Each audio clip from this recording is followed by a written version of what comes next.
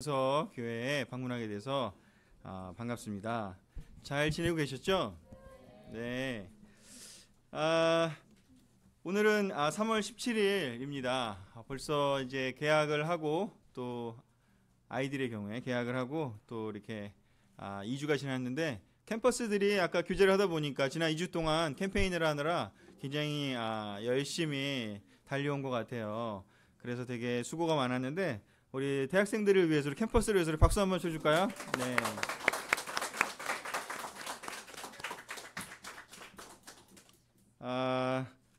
또한 이렇게 학교에 뭐 초등학교 들어가고 또 중학교에 들어가고 고등학교에 들어가고 아이들이 그 학교에 들어가서 한편으로는 집에서 그 아이들을 계속 봐야 되는 그에서 좀 벗어나서 기쁨도 있을 수 있겠지만 또 아이들을 이렇게 보내시느라고 수고가 많으신 우리 부모님들이 계실 것 같습니다.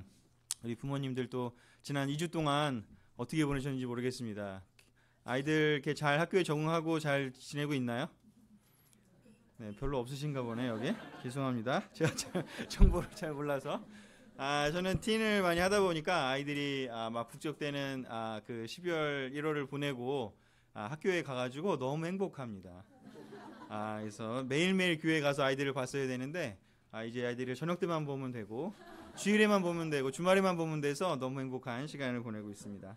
그리고 또 제가 사진을 좀 준비했어야 되는데 지난주에 분당교회에서는 그 홍아라라는 홍광한 이인희 부부의 딸이 지난주에 세례를 받았습니다. 그래서 아주 그 기쁜 소식이 있었고요.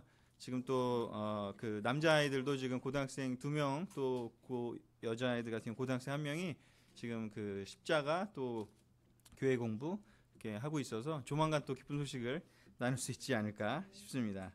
그래서 요즘 영적인 싸움을 한참 치르고 있는 와중에 또 강소교에 오게 돼서 또 특별히 이렇게 불러주신 우리 박항신 목사님, 수미 목사님 부부에게 또 감사를 드리고 무엇보다도 하나님께서 강소교회에 또 저를 통해서 해주시고 싶은 말씀이 있지 않을까 싶습니다. 그래서 함께 나누고 싶은데요. 오늘 제가 나누고 싶은 주제는 새 이름, 새 사람이라는 주제인데 성경에 보면 그 이름 이야기가 좀 나옵니다. 이름. 그래서 먼저 그 이름 이야기들을 좀 하기에 앞서서 그 슬라이드를 좀 보여주면요. 우리나라 인터넷을 보다 보니까 이런 게 있어서 한번 좀 보고 싶은데요. 우리나라 옛날 조선시대 때 그 조선시대 이름짓기라고 해서 양반이 아닌 집안에 일반 평민의 집안에 상민이라고 해야 되나요? 이렇게 일반 천민이라고 해야 되나요? 하여튼간에 양반이 아닌 경우에 이름을 그냥 이렇게 지었다고 합니다. 사실인지 아닌지를 떠나서 그냥 이런 게 있었다라는 정도. 그래서 이렇게 태어난 달과 태어난 날짜를 이렇게 매칭해서 그냥 이름을 지었대요. 그래서 그 오늘 날짜는 3월이고 또 오늘 17일이니까 그렇게 따지면은 돌장이에요. 오늘 태어난 아이는 돌장이라는 이름이 되고 저는 그 11월 1일이 생일인데 제 거를 따져보면은 11월은 3으로 시작하고 이름 봉입니다. 그래서 제가 만약에 조선시대 때 평민으로 태어났으면 삼봉이었을 것으로 추정이 되는데 하여튼 이렇게 각 나라마다 또 이렇게 우리나라 이야기를 보면 이렇게 이름 짓는 것을 보면 이러한 이름 짓는 법들이 있었다라고 하는데요. 또 하나 이렇게 다음 넘겨주면요. 이렇게 이거는 이제 인디안식 이름 짓기. 제가 이제 이걸 보다 보니까 궁금해서 다른 이름 짓기를 좀 더 찾아봤는데 잘 안 보이실 거예요. 인디안식 이름 짓기는 태어난 연도와 뭐 월과 일을 이렇게 매칭을 해서 이름을 짓는 그런 거였다고 합니다. 그래서 오늘로 하면 2019년도이기 때문에 뭐 욕심 많은, 그다음에 3월이니까 양의, 17일이니까 유령 뭐 이렇게 되는 거죠. 오늘 태어난 아이는 욕심 많은 양의 유령이에요. 뭔가 좀 으스스하긴 한데. 그리고 제 걸 또 보면 저는 76년 11월 1일이라서 지혜로운 하늘과 함께 춤을. 뭔가 괜찮아 보이지 않나요? 조선시대보다는 이게 훨씬 나은 것 같아요. 그래서 이런 식의 이름 짓는 그 이야기가 있어서 그 이름에 대한 생각을 좀 해보는데 도움이 돼서 잠깐 이 두 개의 슬라이드를 좀 보여드리고 싶었습니다. 지금 이렇게 사진 같은 거 보면 남이 아무리 딴 사람 얘기해도 자기 얼굴밖에 안 보이잖아요. 지금 얼굴들이 다 지금 본인들 거 좀 생각하고 계신 것 같아요. 잘 생각해 보셨나 모르겠네요. 자, 다음 넘어가면요. 성경에도 사실은 이름에 대한 이야기가 여러 곳에 나옵니다. 이름이 왜 중요하냐면 그 사람의 정체성, 의미, 그 부모님이 그 자녀에게 어떤 의미를 부여하기 때문에, 그리고 그 이름을 평생토록 남들로부터 들어야 되기 때문에 그 이름은 굉장히 그 사람에게 중요한 의미가 있고 영향을 준다라고 합니다. 성경에 보면 뭐 이름이 이렇게 바뀌는 이야기들이 꽤 많이 나옵니다. 아브라함부터 시작해서 뭐 계시록까지 나오는데, 그 중에서 다니엘서에 보면 포로로 잡혀간 다니엘과 그 친구들, 3명의 친구들이 바빌로니아의 포로로 끌려갔을 때 그 바빌로니아의 왕이 그 사람들의 이름을 바꾸는 일들이 생깁니다. 이름이 그만큼 의미가 있기 때문에 이름을 바꾸는 일이 있다라는 거죠. 그래서 그 다음 넘겨주시면요, 그 이름을 어떻게 바꾸냐를 보면 다니엘이라는 뜻은 원래 하나님께서 심판하신다라는 뜻입니다. 하나님의 심판을 기억하라는 의미로 아마 부모님이 지어준 이름 같아요. 그래서 다니엘이라는 이름이 그런 뜻인데, 다니엘의 이름을 벨드사살이라고 바꿉니다. 벨드사살. 벨드사살은 벨이여 그의 생명을 보존하소서라는 뜻이라고 합니다. 하나님은 사라지고 벨을 기억하라라는 그런 의미로 그 다니엘의 이름을 바꾸게 됩니다. 그의 존재를 하나님과 끊어버리고 벨과 연결시키는 이름이 되겠죠. 하나냐는 무엇이냐면, 하나님은 자비로우시다라는 이름인데 사드락이라는 이름으로 바꿉니다. 사드락은 태양의 영감이라는 뜻입니다. 뭐 이거 다 외우실 필요는 없고 그냥 그렇구나라는 거 보시면 됩니다.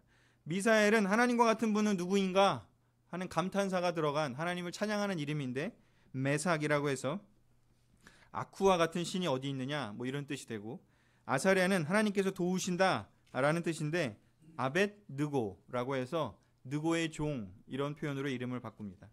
왜 바빌로니아의 왕은 이들의 이름을 바꿨을까요? 이들이 이제 너희들의 정체성을 다 잊어버리고 바빌로니아에 왔기 때문에 바빌로니아의 정신을, 바빌로니아의 가치관, 바빌로니아의 세계관을 가진 사람으로 바꾸기를 원했기 때문에 아마 이렇게 했을 것입니다. 그래서 오늘 우리의 이름이 무엇인지, 성경이 우리에게 부여한 이름이 무엇인지를 우리가 한번 돌아보고, 우리가 무엇을 위해 살아가야 되는지, 우리가 무엇 때문에 이 삶을 살고 있는지를 한번 돌아보는 시간을 가졌으면 좋겠습니다. 그런 의미에서 제목이 새 이름 새 사람, 잘하고 있습니다, 이난 형제. 자, 새 이름 새 사람이라는 이름으로 오늘 함께 나누고 싶습니다. 성경은 늘 항상 우리가 새로운 사람, 새로운 존재가 되는 것에 대해서 이야기를 하고 있습니다. 다음 슬라이드에 보면, 그래서 첫 번째 포인트는요, 우리는 하나님 안에서 새로운 존재입니다 라는 첫 번째 포인트를 나누고 싶습니다. 여러분은 새로운 존재이십니까? 네, 겉으로 보기에는 아닌 것 같을 수 있지만 우리는 새로운 존재입니다. 예수님은, 다음 슬라이드 보면, 예수님은 12제자를 삼으시면서 먼저 하신 일 중에 하나가 뭐냐면 이름을 바꾸신 겁니다. 우리 요한복음 1장 42절, 그냥 여기에 있는데요, 제가 제 성경책은 그 현대인의 성경 버전이라서 그냥 그걸로 적어왔는데, 같이 그냥 제 걸로 보고 따로 나중에 구절은 새 번역으로 보시는 분들은 따로 또 보셨으면 좋겠습니다. 같이 한번 읽어볼까요? 그를 데리고, 시작. 그를 데리고 예수님에게 갔다. 그러나 앞으로는 게바라고 부르겠다 하고 말씀하셨다. 예수님은 시몬을 보시고, 시몬의 이름이 시몬이었는데, 히브리식 이름으로 시몬이었는데 그의 이름을 게바라고 아람식으로 바꿉니다. 베드로는 헬라어 방식입니다. 그래서 우리는 그리스 방식의 이름인 베드로, 피터를 기억하고 있지만 히브리 말로, 아람 말로는 게바라고 부릅니다. 그래서 그 새로운 이름을 줬습니다. 중요한 거는 그 말의 뜻인 거죠. 시몬이라는 이름은 예전부터 내려오는 그 시몬 지파, 뭐 시몬 그 사이먼, 그 어떤 조상들의 이름을 반복하는 것이었다면, 예수님은 너는 이제 반석이 될 것이다 라는 기대가 담긴, 미래지향적인, 미래가 담긴, 꿈이 담긴 이름을 주게 됩니다.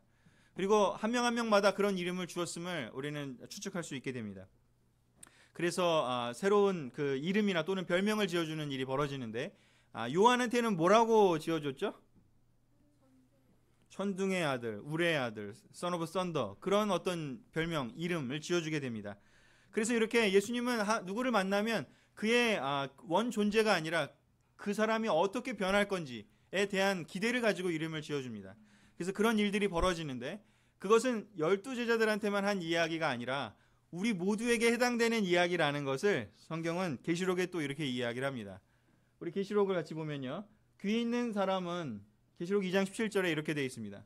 귀 있는 사람은 성령님이 여러 교회 하시는 말씀을 들어라.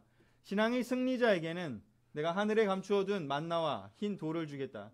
그 돌에는 받는 사람 외에는 아무도 알 수 없는 새 이름이 새겨져 있다. 우리가 천국에 가게 되면 우리가 흰 돌과 만나를 받게 되는데 그 돌에는 아무도 알 수 없고 그 사람만, 하나님과 나만 알 수 있는 그 하나님이 지어준 이름이 무엇인지를 우리가 알게 되는 순간이 온다고 합니다. 그 이야기는 뭐냐면 12제자들한테 한 것은 바로 우리에게도 할 것에 대한 본을 보여준 거라는 거죠.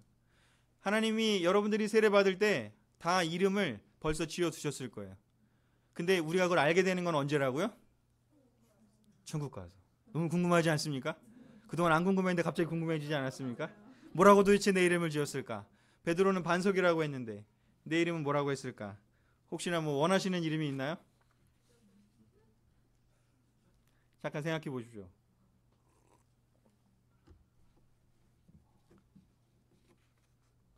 네, 별로 없는 걸로 하고 넘어가도록 하겠습니다. 중요한 거는 하여튼 간에 하나님이 여러분에 대한 기대를 가지고 그 이름을 지어주셨고 아마도 하나님은 그 이름으로 여러분들을 부르고 계실 거라고 저는 생각이 듭니다. 우리에 대한 기대가 다 있고 그 기대가 담긴 이름이 있습니다. 그런 이름을 지어준다는 것은 바로 새로운 존재에 대한 이야기를 하는 것이고 다음 슬라이드 고린도후서 5장 16절 17절에 그래서 바울은 하나님이 우리에게 하시는 그런 태도, 새로운 이름, 새로운 존재로서 우리를 바라보시는 것을 이렇게 설명하고 있습니다. 같이 한번 읽어보도록 할까요? 그러므로 시작. 그러므로 이제부터는 우리가 그 어떤 사람도 세상적인 관점에서 보지 않겠습니다. 우리가 그리스도도 세상적인 관점에서 보았으나 앞으로는 그렇게 하지 않겠습니다. 그러므로 누구든지 그리스도 안에 있으면 새로운 존재입니다. 옛사람은 없어지고 새사람이 된 것입니다.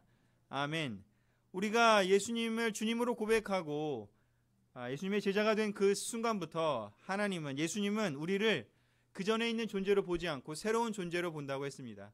그것은 우리가 어떤 것을 했기 때문이 아니라 하나님이 우리를 그냥 그렇게 은혜로 부르시고 보시기 때문에 가능한 일입니다. 하나님이 여기에 있는 한 분 한 분에게 새로운 존재로서 여러분들을 보고 계십니다. 그러나 사람들은 우리를 그냥 외모나 늘상 봐왔던 그런 모습으로 아마 볼 겁니다. 그러나 예수님은 우리를 볼 때 어떻게 보시는지 새로운 존재로서 보신다고 했습니다. 그 새롭게 본 것은 세례받을 때 그냥 한 번 끝나는 일이 아니라 지속적으로 벌어지는 일임을 여러분들은 늘 기억하셔야 됩니다.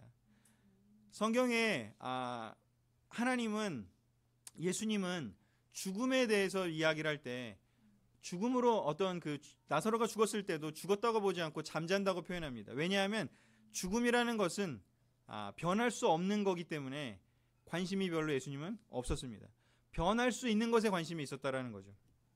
그러한 의미에서 새로운 존재로 늘 본다라는 의미에서 과거는 죽음과 공통된 속성이 있습니다. 바로 과거는 변화할 수 없다라는 속성이 있다라는 거죠. 그래서 예수님이 늘 관심 있는 건 과거가 아닙니다. 예수님이 늘 관심 있는 건 새로운 존재, 새로운 사람, 변할 수 있는 것, 지금 할 수 있는 것, 그리고 미래, 그 바뀔 수 있는 것을 이야기하고 있습니다. 우리의 관점은, 그러나 세상에서의 관점은 늘 좀 과거, 옛날 이런 데에 가 있을 수가 있습니다. 그러나 하나님은 늘 우리에게 새로운 관점으로 보기를 원하십니다. 첫 번째 포인트 다시 한번 이야기 드립니다. 하나님 안에서 우리는 늘 새로운 존재입니다. 우리 옆에 있는 분들을 그동안 봤던 모습으로가 아니라 예수님이 보는 관점으로 볼 수 있어야 합니다. 물론 예수님이 본 것처럼 우리가 볼 수는 없겠지만 옆에 있는 사람에게 과거를 우리가 알고 있는 것이 우리에게 장애물이 될 수가 있어요. 하지만 예수님은 기대를 가지고 너가 반석이 될 거야. 베드로를 처음 만났을 때 베드로가 반석 같은 행동을 했나요? 그럼 무슨 행동을 했나요?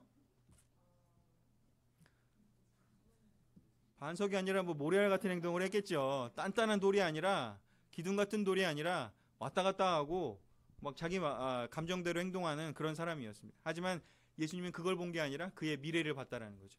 여러분 옆에 있는 사람들의 미래를 보고 있는 그 관점을 배우고 계십니까?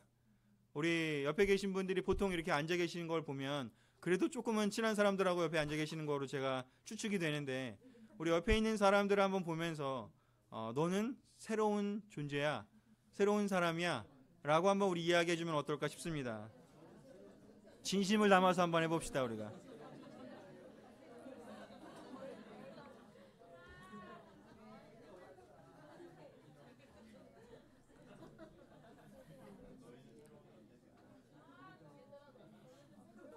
오그라들어서 힘들으신 분이 몇 분 계신데 우리가 익숙해져야 합니다. 영적인 겁니다. 이거는. 아멘. 우리가 사람들을 볼 때 우리가 인간적인 관점에서 벗어나야 합니다. 성경적인 관점, 예수님의 관점을 보고 사람들을 보는 것은 매우 중요합니다. 부부관계에 있어서도 아내가 남편이 변할 걸 기대하지 않는다면 우리의 삶은 지옥과도 같을 것입니다. 변할 걸 기대해야 됩니다. 그것은 왜냐하면 예수님이 변할 거라고 이름을 분명히 지어줬다고 했잖아요. 예수님이 변할 거라고 얘기한 사람을 내가 너는 안 변할 거라고 얘기하면 저는 누구랑 싸우고 있나요? 예수님하고 싸우는 거기 때문에. 그 사람하고의 싸움이 아닙니다. 우리의 모든 관점의 싸움은 예수님이 된다라고 한 걸 우리가 아닌다고 이야기하는 사람이 되는 것은 예수님과의 싸움이라는 거죠. 예수님하고 싸우고 싶으십니까? 아니시지 않겠습니까?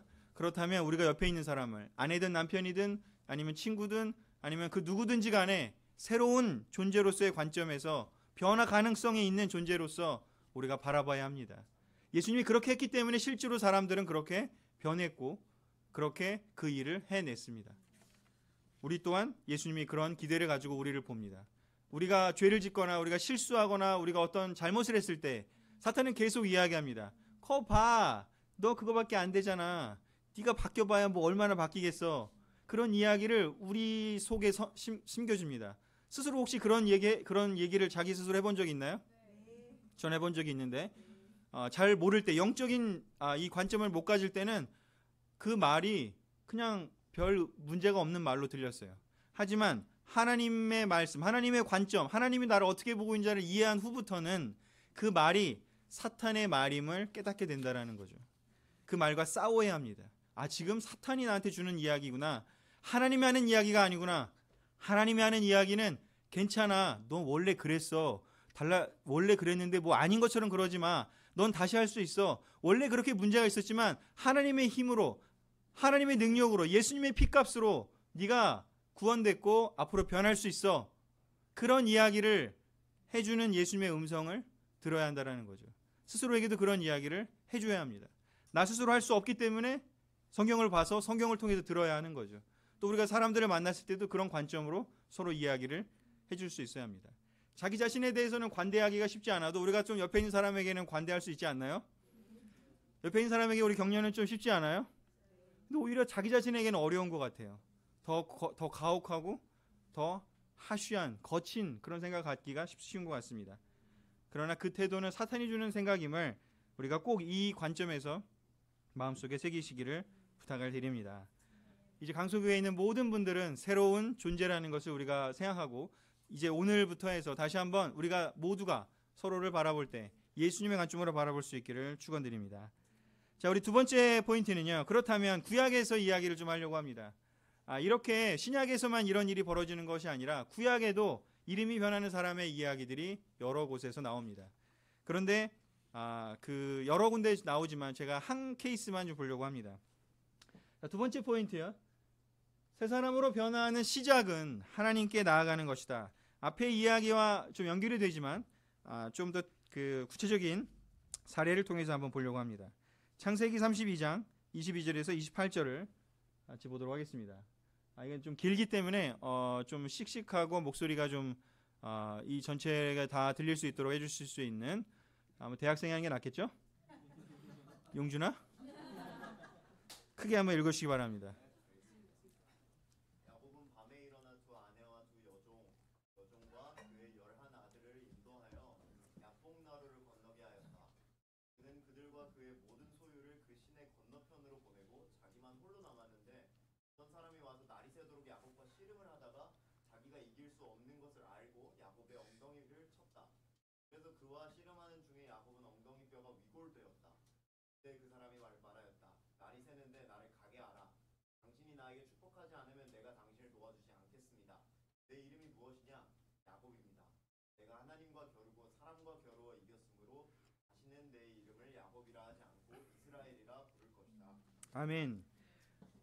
이스라엘이라고 하는 한 나라의 이름이 시작되는 놀라운 사건을 지금 이야기하고 있습니다. 나라라고 하는 큰 개념이 존재하지만 그러나 그 시작은 바로 이 야곱의 변화에서 시작을 합니다. 야곱이라는 이름이 원래 무슨 뜻인지 혹시 기억하시나요? 속이는 자, 발 뒤꿈치를 잡은 자, 그게 속이는 자랑 같은 뜻이라고 하는데 바로 그러한 이름을 가졌어요. 그 사람이 그 쌍둥이로 태어나면서 그 태어난 모습을 보고 부모님은 그냥 그런 모양새를 보고 이름을 지어주었는데 하나님은 그와 시간을 보내시고 그가 하나님께 매달려서 그 싸우는 그 시간을 통해서 야곱의 이름을 변화시켜 줍니다. 마치 베드로가 그냥 부모님한테 시몬이라는 이름을 갖고 있었는데 예수님을 만나서 베드로라는 반석이라는 이름을 가진 것처럼 야곱도 이제 하나님을 만나서 야곱의 이름이 속이는 자에서 이스라엘, 엘이 하나님이고 스라가 싸우다라는 뜻이거든요. 그래서 이스라엘 그러면 엘과 싸우는 존재, 그래서 사람, 그래서 이스라엘, 하나님과 겨룬자라는 뜻의 새로운 이름을 갖게 됩니다. 이렇게 놀라운 변화는 바로 언제 일어나느냐? 하나님을 만났을 때 가능하게 됩니다. 그는 이러면 넘겨줘야 되는데, 자, 그는 그들 창세기 보면 그는 그들과 그의 모든 소유를 시내산 건너편으로 보내고 자기만 홀로 남아 있게 됩니다. 홀로 하나님과 대면하게 됩니다. 베드로가 예수님과 홀로 대면했고 한 사람 한 사람이 예수님과 새롭게 대면할 때 사람은 변하게 됩니다. 언제 변하게 되는지 신약과 구약은 동일하게 이야기합니다. 하나님과 개인적으로 만날 때 그 사람이 변화할 수 있음을 이야기합니다. 왜냐하면 우리의 변화는 우리를 창조하신 하나님께서만이 근본적인 변화를 줄 수 있다는 거죠. 세상에서도 사람들이 변할 수 있어요. 어떻게 변하냐면 뭔가 막 열정이 생기고 뭔가 막 열심히 하고 하는 것들이 뭔가 야망이 생기고 뭔가 원하는 게 있어서 우리 막 고3들이 막 이렇게 대학교 가기 위해서 고3 때 얼마나 열심히 합니까? 그리고 또 뭔가 취직을 하기 위해서 얼마나 열심히 하고요. 뭔가 목표가 생길 때 사람들은 열심히 합니다. 세상에서는. 하지만 그 근본은 변하지 않겠죠. 그걸 달성하고 나면 그럼에도 불구하고 그 근본은 그대로 있을 겁니다. 그러나 하나님을 만나면, 예수님을 만나면 그 사람의 근본적인 그 삶의 가치관, 그 뿌리부터 그 영혼이 변하기 때문에 이 야곱을 통해서 우리에게 전해주는 것은 바로 우리가 변하고 싶다면 하나님께 개인적으로 홀로 나아가라는 것입니다. 제자가 됐다 하더라도, 예수님이 우리에게 꿈을 줬다 하더라도 우리가 하나님께 개인적으로 나가서 하나님과 개인적인 시간들을 보내면서 자기 자신을 바꾸려는 그 싸움을 하나님과 했을 때 우리는 근본적으로 변하게 될 겁니다.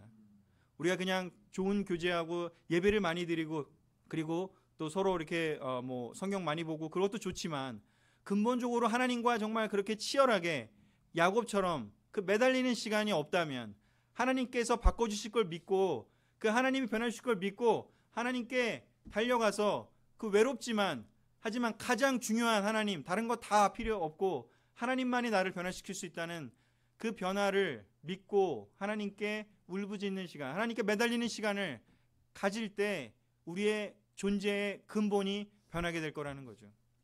여러분 최근에 그런 시간을 언제 보내셨는지 질문하고 싶습니다. 다음 슬라이드요. 야곱은 이 하나님께 왜 나갔는지, 당신이 나에게 축복하지 않으면 내가 당신을 놓아주지 않겠습니다 라고 이야기를 합니다. 야곱은 사실 축복을 굉장히 갈망하는 사람이었어요. 안 그럽니까? 얼마나 복에 매달리는 사람이었나요? 복을 위해서 형을 속이고 아버지를 속이고요. 또 다른 축복, 형이 받을 아버지의 축복을 얻기 위해서 그렇게 했고요. 그 다음에 좋아하는 여자를 얻기 위해서 얼마나 애를 썼는지 7년을 그냥 일을 했어야 됐고 7년을 일을 했는데도 속아가지고 또 이제 그 원하는 여자와 결혼을 못하니까 그 다음에 7년을 또 써서라도 그 여자를 결혼하게 되는 그런 소위 말하면 정말 상사병에 걸린 대표적인 모습에 있는 것처럼 걔 정말 그 자기가 원하는 그 여자와 결혼하기 위해서, 그리고 또 많은 재산을 얻기 위해서 삼촌 라반을 속여가면서 머리를 잘 써가지고라서 그 양떼들을, 그 소떼들을 얻기 위해서 그러한 축복에 굶주려 있는 사람이었어요. 세상적인 축복에, 말하자면 세상적인 축복에 굶주려 있는 사람이었고 실제로 그렇게 해서 많은 것들을 얻었죠. 그랬는데 그가 왜 이제 하나님한테 가서 이미 가진 것은 많이 있고 이미 부를 이루었어요.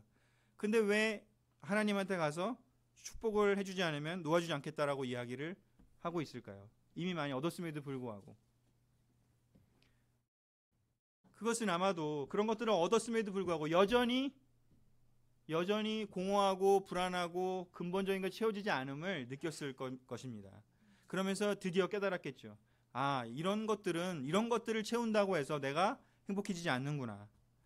아버지의 축복, 장자권을 얻었음에도 불구하고, 좋아하는 여자를 드디어 얻었음에도 불구하고, 많은 재산을 얻었음에도 불구하고, 근본적으로 해결되는 것은 없구나. 그것을 깨달았게 됐겠죠. 그러면서 조상들이 얘기했던 그 하나님이야말로 진짜로 내가 필요하는 그 영적인 축복을, 그 변화를 줄 수 있는 분이구나라는 것을 드디어 이제 알게 된 거죠. 우리 여기 강서교회에 계신 형제자매 여러분, 여러분들이 원하는 축복은 어떤 것입니까? 우리는 뭔가를 원하면 그것을 구하고 그것을 향해 달려가게 되어 있습니다. 우리가 정말로 우리가 원하는 것이 무엇인지를 잘 살펴보면 우리가 어디로 갈지 예측할 수가 있게 됩니다. 여러분들이 원하는 것은 무엇입니까? 정말 하나님께서 여러분의 근본적인 존재를 바꿔주고 우리의 인생의 근본적인 것을 바꿔주기를 원해서 하나님께 달려가고 계십니까? 아니면 그냥 지금 주위에서 여러분들에게 그냥 눈에 필요한 것들, 관계들, 아니면 조금 바뀌기 원하는 어떤 상황들, 그런 것들에만 쫓아가고 있습니까? 바로 야곱을 통해서 하나님이 이야기하는 것은 나는 너희들이 바꿔주고 싶고 너희를 새롭게 하고 싶은데 너희들이 나에게 오지 않으면 내가 줄 수 없다라는 것을 우리에게 보여주고 있습니다. 사람이 또는 조직이 크고 작고가 전혀 중요하지 않습니다. 하나님은 그 변화된 한 명을 통해서 민족을 이루고 또 국가를 이룰 수 있는 분이고 이 세상을 바꿀 수 있는 그런 분입니다. 성경은 그 이야기를 합니다. 한 명의 변화가 이 세상의 변화를 만들어내는 것을 이야기하는 책입니다. 왜냐하면 하나님은 그런 분이니까요. 강서교회가 지금 여기에 강서 지역을 맡아주고 있어서 너무 감사하고, 제가 항상 기도할 때마다 늘 강서교회가 제 기도 속에 있고 이 하나의 성벽을 맡아주고 계신 것에 대해서 감사해하고 있습니다. 그리고 여러분들이 힘을 내기를 기도하고 있습니다. 그러나 다른 사람이 아무리 많이 기도한다 하더라도 여기에 계신 한 분 한 분이 하나님께 나아가서 그 하나님과의 깊은 시간을 사모하고 그 사모함을 통해서 세상이 여러분이 원하는 그 주변의 것들이 여러분에게 들어오는 것이, 외부적인 것이 바뀌는 것이 아니라 여러분 한 명 한 명이 진정으로 바뀌는 그런 경험을 하지 않는다면 다른 사람들의 기도는 거기서 멈출 수밖에 없을 것입니다. 제가 권하고 싶은 것은 여러분들이 정말 야곱처럼 정말 하나님과 나아가서 만나는 그 시간을 소중히 여기고 가꾸시기를 원합니다. 다음 볼까요? 하나님은 그래서 야곱에게 새로운 이름을 주고 또한 땅과 후손을 약속하시고 아브라함에게 하신 약속을 이제 야곱에게도 전해줍니다. 그리고 나서 믿음을 전달할 수 있는 그런 준비를 하시고 그 후손에게 그 12명의 지파를 세우는 놀라운 일을 할 수 있게 됩니다. 그 야곱의 그 12명의 이스라엘 그 민족 백성을 만드는 그 시작은 바로 어디서 있었는지 야곱의 이 하나님과의 만나는 시간이었다라는 거죠. 여러분의 인생이 변하고 싶고 여러분의 삶이 변하고 싶고 여러분이 뭔가 답답하고 바뀌지 않는 어떤 것이 있습니까? 하나님한테 가시기를 부탁드리고 싶습니다. 사람들 탓하지 마십시오. 교회를 탓하지도 마시고 이 사회를 탓하지도 마십시오. 하나님과 만나기만 한다면 그 어떤 일이 벌어지더라도 여러분의 삶은 변하고야 말 것입니다. 저희 분당교회에서도 이렇게 하나님을 의지하는 교회가 되고 싶어서 지난 2달 동안 금식 작년 12월부터 기도에 대한 레슨을 많이 했고 하나님과 시간 보내는 거, 하나님과 의지하는 것에 대한 이야기를 많이 했고, 그리고 1월, 2월 우리가 같이 기도 리스트를 놓고 그리고 금식 체인을 만들고 전 교회가 같이 기도하고 저도 또한 아까 이야기한 것처럼 우리 T는 또 캠퍼스는 우리 방학 때가 너무 중요하지 않습니까? 그래서 정말 방학이라서 열심히 정말 우리 팀 리더들과 함께 기도하고 너무나 이렇게 하나님을 의지하려고, 우리의 힘이 아니라 하나님의 힘을 의지하려고 많은 하나님께 나아가는 시간들을 보냈습니다. 그 시간 자체도 너무나 소중했고 즐거웠는데 더욱더 감사한 것은 그 결과로 하나님께서 사람들을 변화시켜 주시는 것을 경험하게 되는 것 같습니다. 지난주에 그 홍아라 그 양이 이제 변하게 되고 사실 좀 시간이 더 걸릴 줄 알았어요. 근데 기도가 너무 놀라운 것은 우리가 합심해서 기도했을 때 아라가 하나님을 깨닫게 되고 그녀가 변화를 결심하게 되고 그녀가 하나님에 대해서 스스로 나아가는 그 변화가 있었습니다. 우리는 사실 더 걸릴 줄 알았다고 아까 이야기를 드렸습니다. 제가 또 어제 한 고등학교 2학년 남자애랑 시간을 보냈는데 사실 한 1년 정도 전에 세례를 받기로 부모님하고까지 시간을 보냈다가 그때부터 갑자기 부모님하고 시간 보내고 다 오케이 했는데 그 다음날 전화해서 삼촌 저 죄졌어요 라고 하면서 시작된 그 사투가 1년이 걸렸어요. 근데 계속 뭔가를 이야기를 했는데도 또 죄에 넘어지고 자기도 잘 이해가 안 된대요. 자기도 잘 모르겠대요. 그래서 기도하자 전 포기하고 싶어요. 중간에도 이야기를 했어요. 근데 제가 얘기했어요. 난 너 포기하지 않는다고. 왜냐하면 하나님이 널 포기하지 않으니까 난 널 포기하지 않는다고. 같이 눈물을 흘리면서 기도하기를 몇 달을 했었고 계속해서 우리가 노력을 했었습니다. 근데 잘 안 돼요. 하지만 1년이 지났을 때 그가 어제 시간을 보내면서 변화가 있었지만 그가 그런 이야기를 하더라고요. 삼촌 저 지금 한 달 동안 잘 지내고 있어요. 그러면서 그런 얘기를 하더라고요. 제가 기도 정말 열심히 했는데 하나님이 들어주시는 것 같아요. 그 이야기가 더 감동이 됐어요. 저 죄 안 짓고 있어요. 이러면서 자랑스러워만 했으면 저도 약간 이거는 조금 더 봐야겠다 할 수 있었지만 그 이야기를 했기 때문에 제가 하나님께 기도했는데 하나님이 들어주신 것 같아요. 저도 잘 모르겠어요. 제가 왜 갑자기 이렇게 전혀 그런 유혹이 들 때 잘 이겨낼 수 있어요. 라고 이야기를 하는 거. 기도의 힘이라고 저는 생각합니다. 그가 기도했고 그의 부모님이 기도했고 또 저희도 기도했고 온 교회가 기도했을 때 하나님이 들어주신다는 거죠. 사람이 언제 변할 수 있느냐? 언제 근본적인 변화를 하느냐?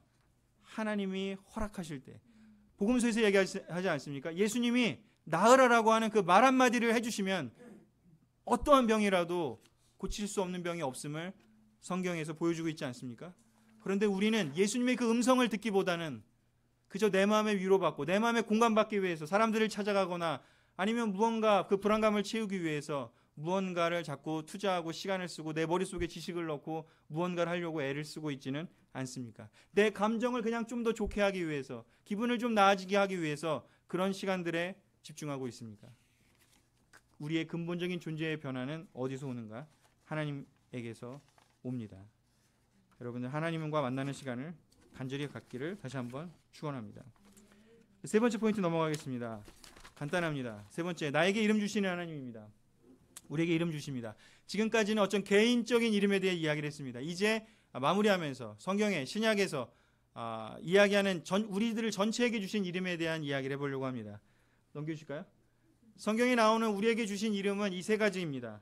예수님은 첫 번째 이름만을 우리에게 주셨어요. 너희가 내 제자가 되라. 너희가 제자를 삼아라. 제자에 대한 이야기 안 했어요. 제자라는 것, 배우기만 하면 되는 그 이름을 우리에게 주셨어요. 너무나 부담 없는 이름. 배우고만 있으면 제자예요. 여러분 제자이십니까? 아멘. 하나도 안 배우고 있으면 제자가 될 수는 없어요. 하나라도 배우고 있으면 제자가 될 수 있습니다. 배우려는 마음만 있어도 제자가 될 수 있습니다. 그 다음에 사도행전에서 무슨 이름이 나옵니까? 크리스찬이라는 이름이 나옵니다. 이거는 제자들 스스로 불렀나요? 다른 사람이 불러준 이름입니다. 제대로 열심히 살았더니 사람들이 보고 저 사람 변했네 라고 하면서 불러준 이름이 크리스찬이에요. 사실 굉장히 부담스러운 이름이죠. 예수님을 닮은 사람 이런 뜻이잖아요. 굉장히 부담스러운 이름. 나 스스로 부를 수 없는. 그래서 우리는 제자라는 이름으로 우리를 부르죠. 그리고 그 뒤에 사도행전 이후에 바울이 쓴 서신서들을 잘 보면 또 베드로나 요한이 쓴 거에서도 보면 세인트, 성도라는 이름을 붙여주는 경우를 보게 됩니다. 엄청나게 부담스러운 이름, 세인트. 감히 어떻게 세인트라는 이름을 붙일 수 있을까? 성도. 근데 이 성도를 함부로, 크리스찬이라는 말을 함부로 쓰는다는 게 저는 사실 너무 두려운 이름이라 생각이 들어요. 근데 바울은 믿음의 관점에서, 영적인 관점에서, 그리고 실제로 정말 그렇게 자기의 삶을 다 헌신해서 수십 년 산 사람들, 그 변화된 사람들에게 성도들 여러분 이런 표현을 쓰면서 서신서를, 편지를 보내고 있습니다. 이 세 가지의 이름이 우리들에게 주어진 이름입니다. 너무 놀라운 것은, 중요한 것은 바로 이 이름은 성장해 간다라는 거죠. 근데 이 성장해 가는 그 과정은 우리 모두가 가야 될 길인데 그 시작은 어디에 있는지 바로 제자입니다. 우리가 예수님께 붙어서 열심히 배우기만 한다면 우리는 굳이 막 그리스도인이 되려고 성도가 되려고 애를 쓰라는 뜻이 아닙니다. 우리가 제자로서 정말 하나님께 붙어 있기만 한다면 요한복음에 나온 것처럼 말씀에 붙어 있기만 한다면 예수님께 붙어 있기만 한다면 우리는 다른 사람들로부터 그리스도인이라고 불릴 수도 있고 하나님으로부터 성도라고 너가 거룩해졌다고. 왜? 너의 능력 때문이 아니라 너의 노력 때문이 아니라 예수 그리스도의 십자가의 피 때문에 세인트, 성도가 됐다라는 이름을 감히 우리에게 주신다라는 거죠. 개개인은 아까 얘기한 것처럼 하나님이 아마 각자 한 명 한 명의 이름을 다 지어놓고 계실 겁니다. 신앙의 승리자가 되면 그걸 볼 수 있다라고 이야기를 합니다. 신앙의 실패자가 되면 아마 볼 수 없겠죠. 의미가 없을 테니까. 하지만 우리 모두에게 주어진 이름, 이 세상에서 살아가는 우리의 이름은 바로 제자입니다. 우리 제자로서 우리가 가져야 될 이름, 우리가 늘 새로움을 추구하는 거죠. 제자는 늘 새로움을 추구합니다. 처음에 이야기한 것처럼 과거가 아니라 변할 수 있는 것, 미래, 바꿀 수 있는 것, 죽음이 아니라 생명. 생명이 왜 놀랍습니까? 살아있고 변할 수 있기 때문이죠. 여러분들이 요즘 추구하는 것은 무엇입니까? 죽어있는 과거입니까? 변해할 수 있는 것입니까? 아니면 어떤 것들입니까? 마지막 슬라이드 보면서 정리하고 싶습니다. 고린도서 4장 16절입니다. 같이 읽겠습니다. 그러므로 시작. 비록 우리의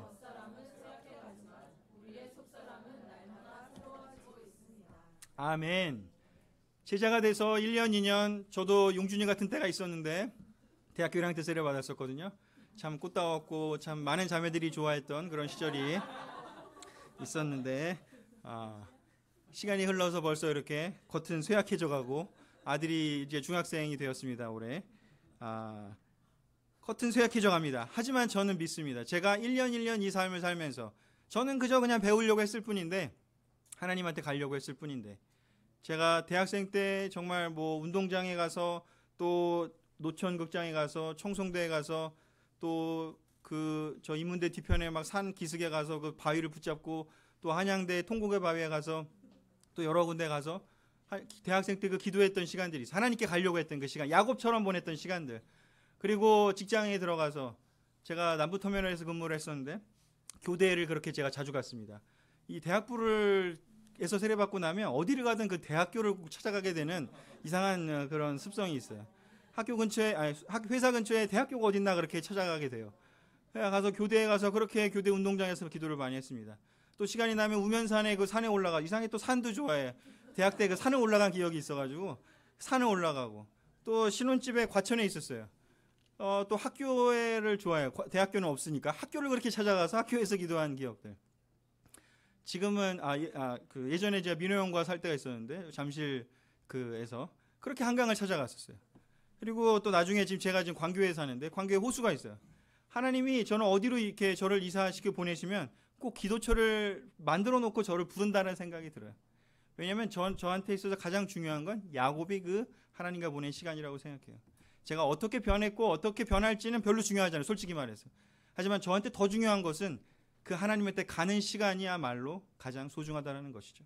제가 인생이 끝났을 때 뭐 많은 어떤 것들을 뭐 하면서 삶을 살았겠지만 아마 제 기억 속에 하나님 다시 만났을 때 정말 반가워하면서 만나면서 하나님하고 대화하고 하고 싶은 것은 무엇이냐면 그때 하나님과 제가 1대1로 그렇게 시간 보냈던 시간들이 아마 주마등처럼 거지면서 하나님이 그때 나한테 제가 직접 목소리를 잘 들을 수는 없었으니까 그때 내가 너한테 이런 얘기를 했었다고 하는 이야기들을 아마 해주신다면 아마 큰 인생을 돌아봤을 때 너무 큰 기쁨이지 않을까 싶습니다. 우리의 겉모습은 쇠약해 갑니다. 하지만 속사람은 날마다 새로워져 가고 있습니다. 제자의 삶은 그런 것입니다.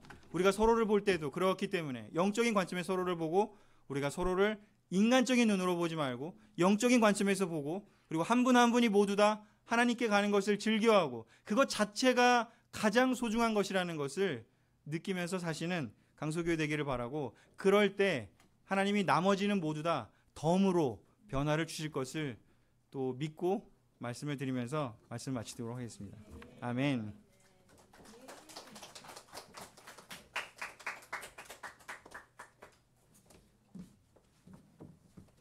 아멘. 모두 자리에서 일어나십시오. 자, 말씀에 반응하시면서 174장 예수 사랑하심을 다 같이 찬양하겠습니다. 174장입니다.